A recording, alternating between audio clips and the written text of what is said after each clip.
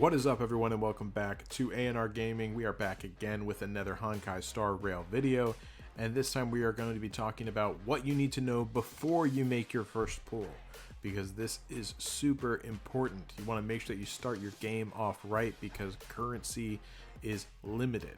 So just pay attention to this because there's a few different ways to do it depending on what you like.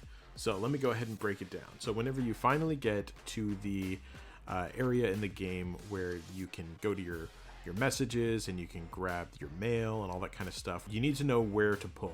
So whenever you first pull up your warp, because that's the warp is where you pull stuff, you're going to see the departure warp.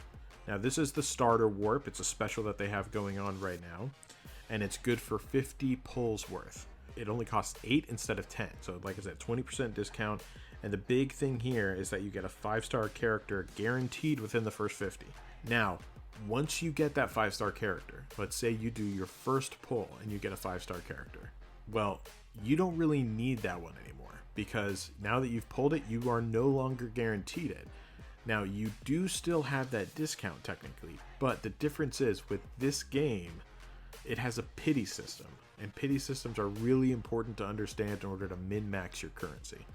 So, if you invest more in here, yes, you're getting a slight discount, but you are not adding those pulls that you make towards your pity.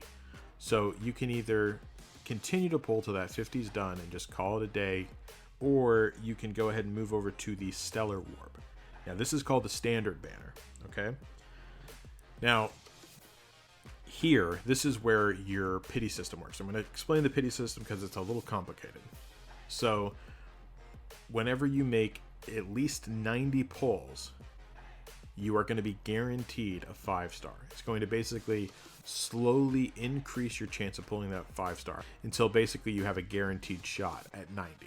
Now, if you, like I said, give those or put those extra pulls that you may have put into that 50 after you pulled the 5-star, then you're actually going to have it counting towards your pity here.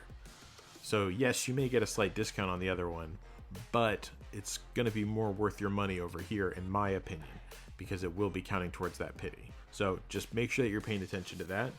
And then, of course, just so you guys know, we also have the character event warp. You know, this is called the limited banner. It's very common for gacha games. This one, I just want to mention to everyone here, this is the only one that you are going to want to spend your Jade on. The Jade is the premium currency in the game, and it's really important if you want to min-max the potency of that. You want to make sure that you're pulling only on this one with your Jade. That's basically where your Jade is going to be going 99% of the time if you're playing it right.